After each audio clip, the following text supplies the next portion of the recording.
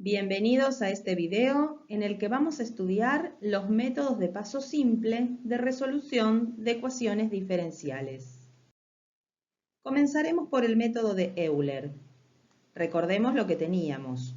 Un problema de valor inicial que se expresaba de esta manera, y' igual a una función de ti, nos daban la i de a, que era un valor, i sub 0, y nos preguntaban en otro valor posterior b. ¿Qué hacíamos nosotros? Subdividíamos el intervalo AB en n subintervalos x espaciados, donde justamente llamábamos h a la distancia entre dos valores de t consecutivos. Voy a explicar primero geométricamente qué es lo que hace el método de Euler y después vamos a deducir su fórmula. Aquí tenemos una función cualquiera, i de t, que justamente es la desconocida. Solamente de esta función conocemos un punto, en t0, que la función vale i sub 0, y tenemos que obtener de a poco la imagen aproximada de cada uno de los otros valores de t, de t1, t2, hasta llegar al tn. Aquí tenemos la recta tangente a la curva. En esto se basa este método, porque la recta tangente, ¿qué tiene? Su pendiente es la derivada, ¿no? Y la conozco, la i'. Entonces, como desconocemos la i de t, pero conocemos la i', nos vamos a desplazar por esta recta tangente hasta llegar ¿a dónde? A lo que le corresponde a t1. Y ese valor es el que vamos a tomar como la imagen aproximada de t1. La imagen aproximada la vamos a llamar con W. Entonces, la y es el valor exacto, la w el aproximado. En el primer punto coincidían la w0 con la i0, pero aquí ya vemos que hay una diferencia. Luego, hacemos lo mismo. La recta tangente a la curva, a la verdadera curva, yo la conozco. Lo que no conozco ahora es el punto correcto, sino que esta misma inclinación la vamos a tomar desde el punto aproximado que teníamos, hasta llegar ¿a dónde? A lo que le corresponda a t sub 2. Y este va a ser el valor aproximado de la imagen de t2, que la vamos a llamar w2. Y así sucesivamente hasta llegar a encontrar la imagen del t sub n, que era el pedido. Veamos ahora cómo deducir la fórmula del método de Euler. Aquí tenemos el gráfico para orientarnos y recordar qué es lo que hacíamos. Teníamos que escribir la ecuación de la recta tangente a la curva en un punto, que vamos a llamarlo t sub i genérico, y a partir de ese vamos a encontrar la imagen aproximada del t sub i más 1. ¿Cómo es la ecuación de la recta tangente centrada en un punto t sub i? Sería la i de t sub i más 1, que es donde vamos a querer calcular, es igual a la i del punto en el que estoy centrando este desarrollo, más la i' en ese mismo punto, por la diferencia ti más 1 menos ti, que justamente este último paréntesis es lo que vale h, ¿no? Ahí lo podemos escribir. Y la i', además, es la f de ti. Acá está escrito como si fuera en forma exacta. En realidad ese igual es un aproximado porque esta es la recta tangente, no es la función, ¿sí? Entonces, si yo quiero utilizar esta recta tangente para aproximar la función, la i de t sub i más 1 la vamos a llamar w sub i más 1, esta va a ser la w sub i, esta va a ser la f de t i wi, y h sigue siendo h, ¿no? Con lo cual la ponemos adelante y acá tenemos la fórmula completa de este método de Euler. Hablemos un poquito del error que se comete en el método de Euler. Acá tengo el gráfico un poco más grande para que se vea mejor. En el primer punto, t0 y 0 no había error porque era exacto, era el dato. Pero si ustedes observan en t1, ¿qué tenemos aquí? Esta es la diferencia entre el valor exacto, que es el de la curva, y el que nosotros obtuvimos llamado W1. Este error se llama error de truncamiento local en el paso 1. ¿Por qué de truncamiento? Porque nosotros es como que hubiéramos truncado la serie de Taylor en el orden 1. Local porque es el que se está cometiendo en este mismo paso.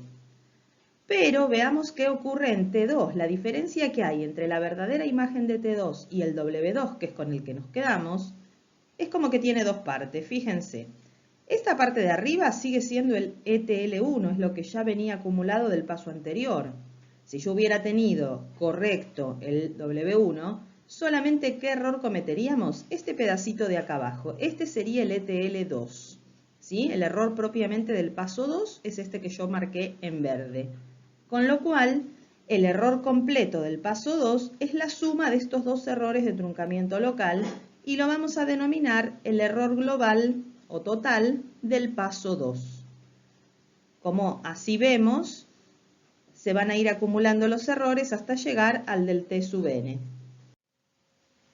Y podemos decir que el error global total es de orden h, pues es la suma de los distintos errores de truncamiento local, que cada uno de ellos es de orden h cuadrado, porque es el término complementario de la serie de Taylor. Veamos un ejemplo. Si nos dan este problema de valor inicial, donde la y' es menos i de t más t más 1, conocemos la i de 0 que vale 1 y nos piden encontrar un valor aproximado de la i de 1 tomando n subintervalos. Esta es la función f de ti que vamos a tener que utilizar y como n es 10, el valor de h va a ser 0.1.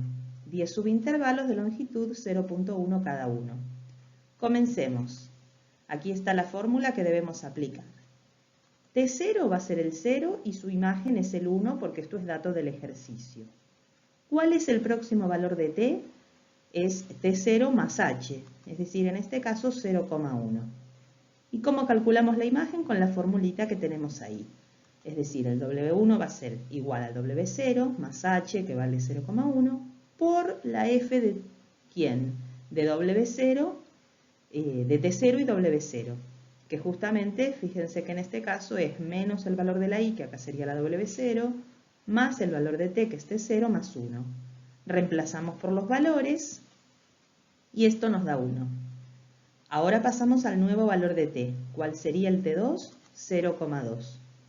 Y nuevamente calculamos el W2 con la misma fórmula. En este caso, todo referente al punto inmediatamente anterior, ¿sí? Los cálculos se hacen con T1 y W1. Reemplazamos los valores y nos da 1.01. Hacemos lo mismo con el próximo t, que va a ser 0,3, ¿no es cierto? El W3 se calcula en base a los valores del punto inmediatamente anterior, por eso este método es de paso simple, ¿no? Reemplazamos y nos da 1.029. Y así podemos seguir.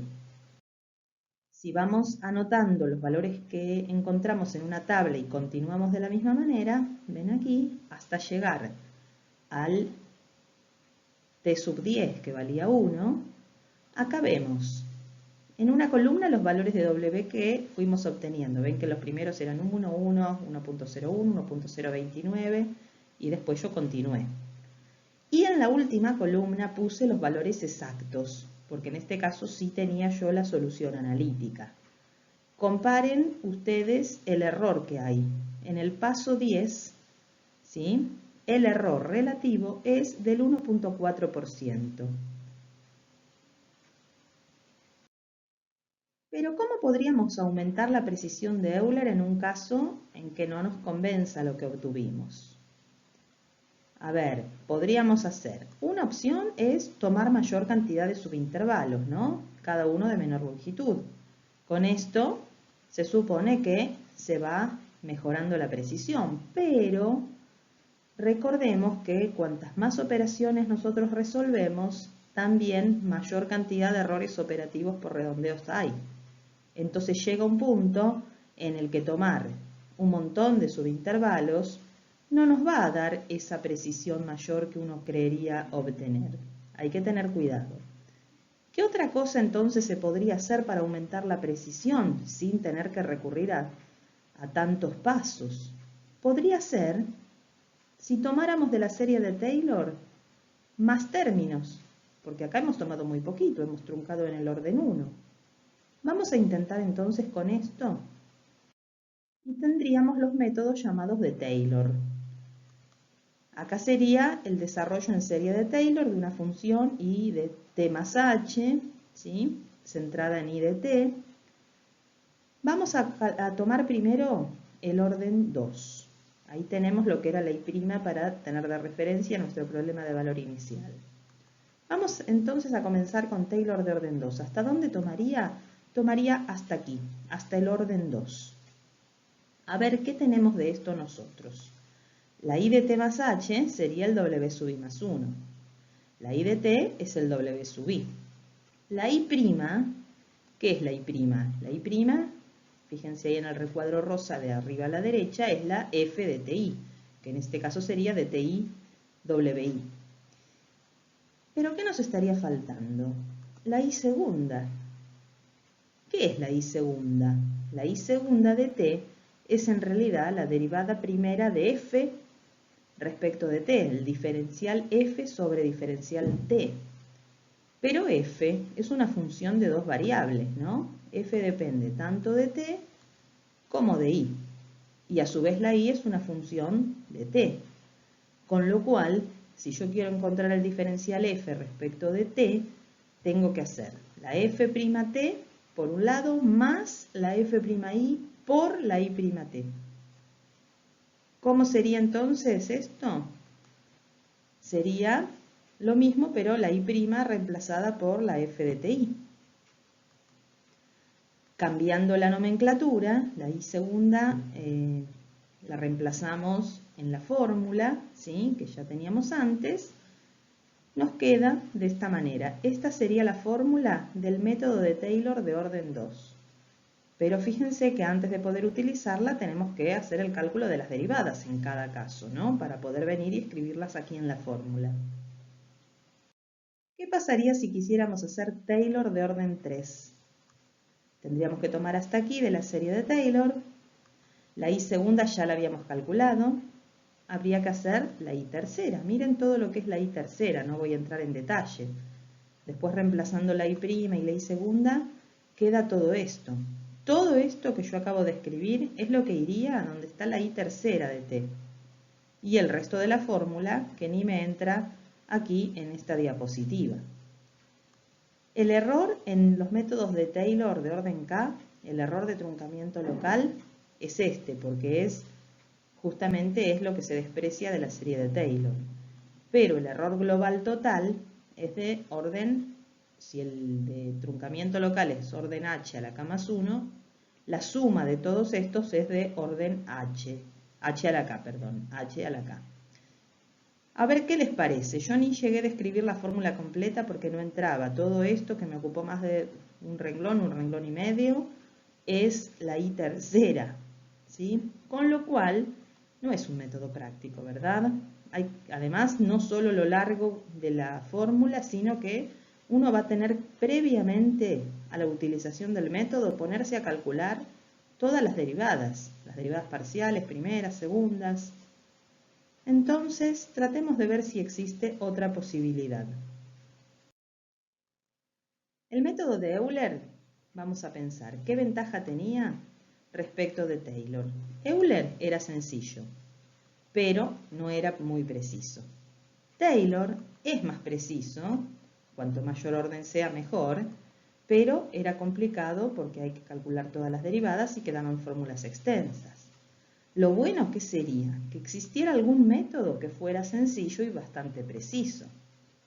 Bueno, lamentablemente nosotros a lo largo de la vida a veces queremos tener todo y no se puede, hay que optar. Sin embargo, fíjense qué interesante que acá en la matemática, gracias a estos dos señores, Runge y Kuta, que tuvieron una gran idea, ¿qué hicieron? Pudieron encontrar métodos que fueran tan precisos como Taylor, pero con fórmulas sencillas. Un aplauso para ellos, ¿verdad? Ahora les cuento bien cómo son los métodos. Empecemos por el de orden 2. ¿Cómo es que se les ocurrió? Ellos propusieron una fórmula así, donde observen que hay unas constantes A, B, P y Q, que quisieron ver qué valores tenían que tener. No sé si se dan cuenta que ahí reemplazaron, en la última parte, sobre todo después de la B, f de t sub i más p por h. O sea, están tomando un punto intermedio, ¿sí? Entre el t sub i y el t sub i más 1. ¿Qué hicieron con esta fórmula? Se puede escribir de esta manera, fíjense. El i sub i más a por f1 más b por hf2, donde f1 y f2 son estas expresiones. Es lo mismo que estaba escrito arriba, pero de esta otra forma. Luego desarrollaron la f2 en serie de Taylor, ¿sí? Y a esto lo llamo 2, lo reemplazo en la primera y nos queda esta expresión, 3. Con las constantes todavía que no se sabe cuánto valen. ¿Con qué compararon esto? Con el método de Taylor de orden 2, que aquí lo tenemos. Entonces miremos. Esto lo llamo 4. Comparemos 3 y 4. I sub i están las dos. Después hay un término que tiene h por f de ti i sub i, que en este caso el coeficiente es a más b, y acá tenemos el mismo. ¿Qué coeficiente tiene? 1. O sea que a más b debería ser 1. Este otro término, que es el que tiene h cuadrado por la f', ¿acá también lo tenemos? Sí. O sea que b por p tendría que valer un medio. Este otro, fíjense que tiene la f y la f' multiplicadas por h cuadrado, es este mismo. b por q tendría que valer un medio. Entonces, haciendo esas igualaciones, nos va a quedar este pequeño sistema de ecuaciones, que no es lineal, porque ahí está b por p, b por q. ¿Qué les parece? ¿Cuántas soluciones tendrá? ¿Tendrá una sola? Hay 4 incógnitas, 3 ecuaciones, no es lineal. No, no hay una sola, hay varias posibilidades. Las que se adoptaron, las más sencillas, son: una es esta: si a la a le doy valor 0, tomo la a como variable independiente, las otras ya quedan determinadas. La b vale 1 para cumplir la primera ecuación, y p y q valen un medio para cumplir las últimas dos. Y la fórmula quedaría de esta manera. Este es uno de los métodos que ahora vamos a ver cómo se llama y todo. El otro caso que se adopta es: si a vale un medio, la b tiene que valer un medio, y la p y la q 1. Con lo cual la fórmula quedaría de esta otra manera. Ahora vamos a analizar cada uno de estos dos casos. El primero de los casos es el método de Runge-Kutta de orden 2 propiamente dicho. Y vamos a analizar un poquito de qué se trata. Acá voy a representar el t sub i más 1 y t sub i más h sobre 2 que figura en la fórmula. Sería justo el punto exactamente del medio, ¿sí? Está utilizando este punto intermedio reemplazando a la derivada. Ven que acá no hay que derivar en esta fórmula, uno la puede usar directamente, ¿sí? Entonces, si tenemos acá una función i de t, que es la roja, ¿qué es lo que hace este método? Partiendo de la imagen del t sub i, que es wi, fíjense lo que hace: h por la f de ¿quién? Del punto intermedio con lo que sería lo que calcula el método de Euler, que sería, este es el punto intermedio y esta es la imagen del punto intermedio calculada por Euler. ¿Se acuerdan que Euler hacía el w anterior más h por la f del anterior? Acá estaríamos calculando en el punto intermedio. ¿Qué sería? ¿Cuál es la recta tangente? Es la que está en morado y que nos conduce a este punto t sub i más h sobre 2, la imagen de este punto. Pero esta pendiente, ¿a quién se la suma? ¿De dónde está partiendo? Está partiendo del wi, con lo cual es el segmento azul que tenemos en la parte inferior. Con lo cual, observen que se acerca bastante, el valor aproximado da bastante cercano al exacto.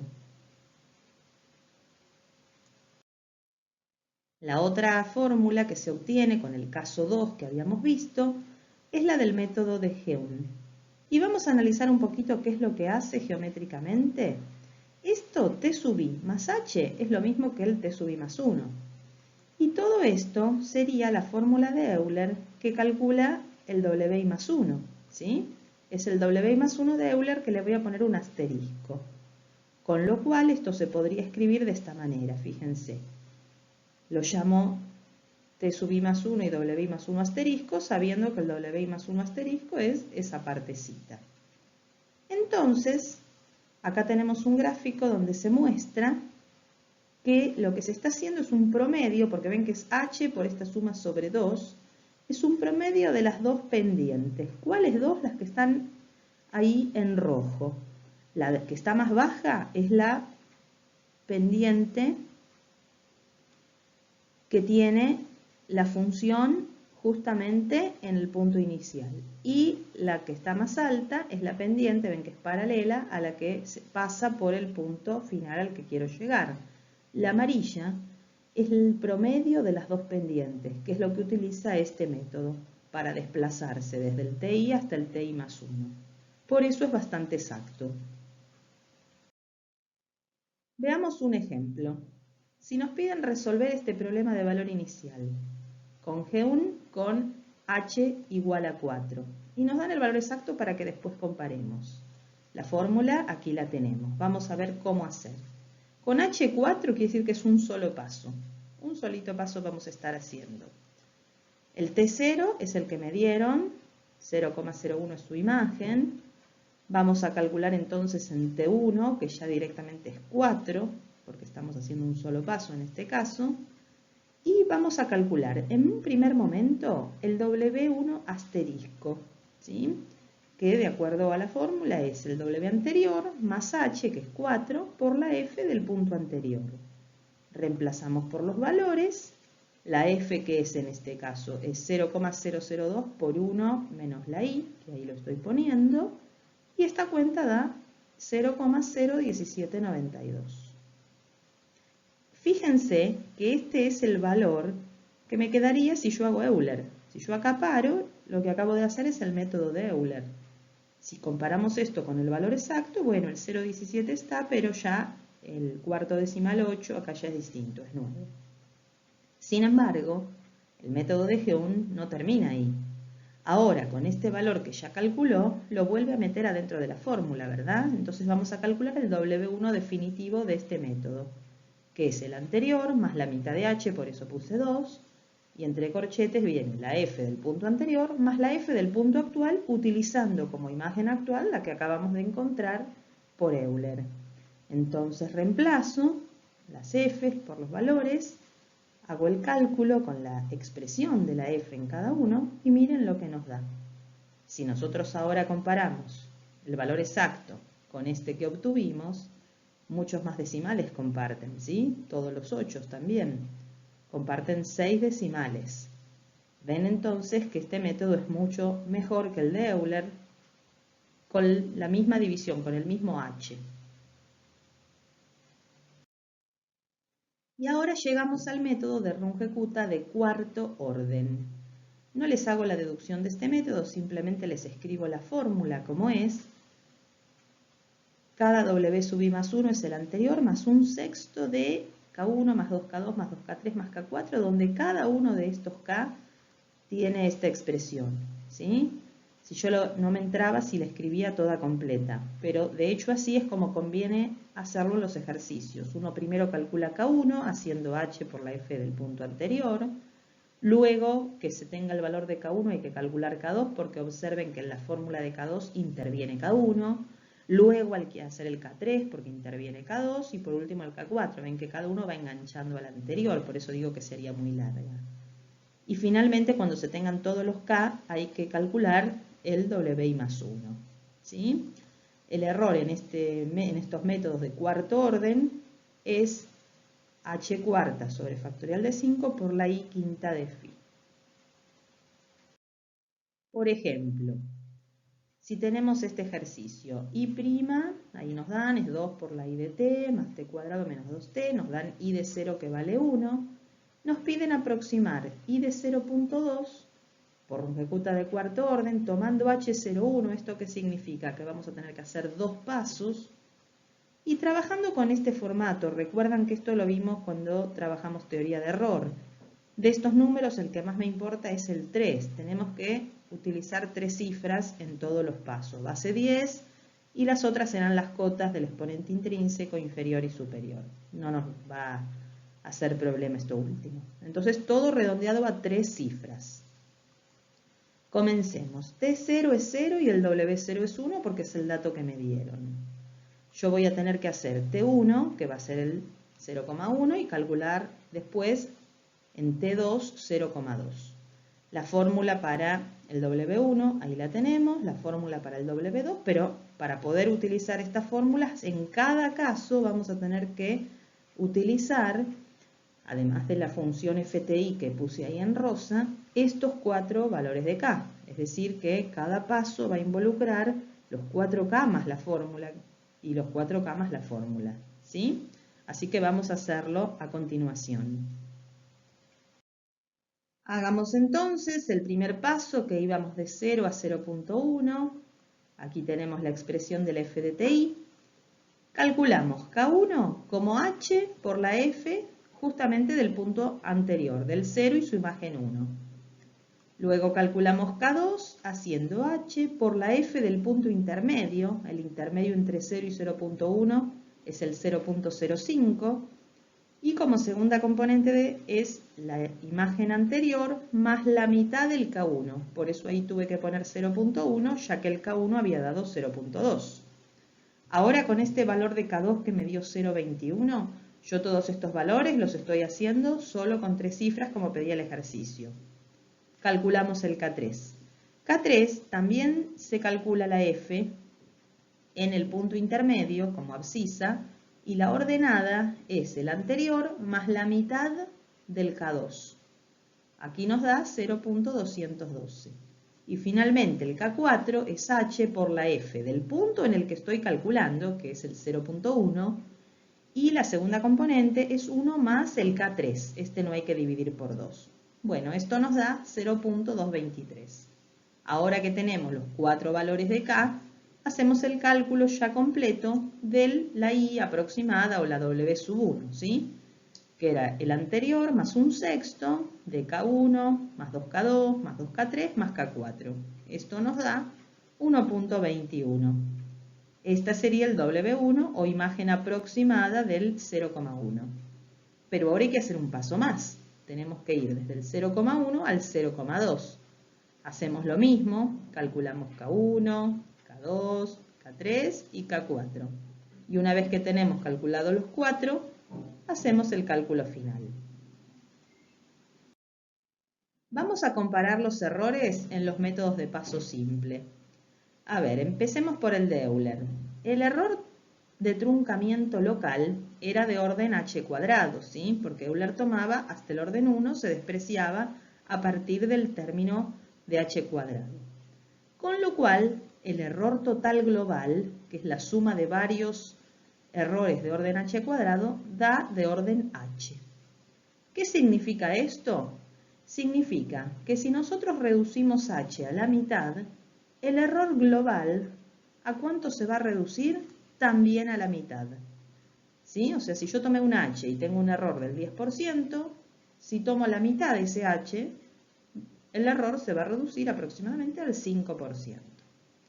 Pero ¿qué pasa en un método de orden 2? Por ejemplo, Runge-Kutta de orden 2 o también podría ser Taylor, pero Taylor dijimos que no nos convenía, ¿no? El error de truncamiento local es de orden h cubo, con lo cual el error global total es de orden h cuadrado. ¿Esto qué significa? Que al reducir h a la mitad, el error se reduce a la cuarta parte. En un método de orden 3, ¿qué pasa? El error de truncamiento local es de orden h cuarta, entonces el global es de orden h cubo. Quiere decir que al reducir h a la mitad, el error se reduce a la octava parte. Y en un método de orden 4, como Runge-Kutta, por ejemplo, al ser el error de truncamiento local de orden h quinta, el error global total es de orden h cuarta, quiere decir que al reducir h a la mitad, el error global se reduce a la 16ª parte. Por eso es que este método no va a requerir tomar h's muy pequeños, no va a requerir tomar muchos subintervalos, porque si no nos convence uno, ya dividiendo a la mitad reducimos bastante, ¿sí? La pregunta entonces es, ¿habrá métodos de orden mayor que 4? ¿Por qué? En realidad no hay. ¿Por qué? porque si uno pensara en algún método de orden 5, orden 6, la cantidad de operaciones, que es lo que llaman el costo computacional, superaría a esa mayor precisión que uno creería lograr, ¿sí? Igualmente, en los ejemplos que ustedes hagan van a ver que el método de orden 4 es bastante preciso. Para finalizar, les dejo este ejercicio para que ustedes piensen de este problema de valor inicial, se les da la solución exacta y ustedes tendrán que comparar con cuál de estas opciones obtienen un resultado más preciso de la I de 1. Fíjense porque algunas ya pueden descartar de entrada tal vez, solo hagan los cálculos de las que estén en duda. Con todo lo visto en este video creo que les tiene que salir, si no cualquier cosa me consultan. Y nosotros terminamos aquí, seguimos en el video de métodos de paso múltiple que son los que nos falta ver. Espero les haya servido, hasta luego.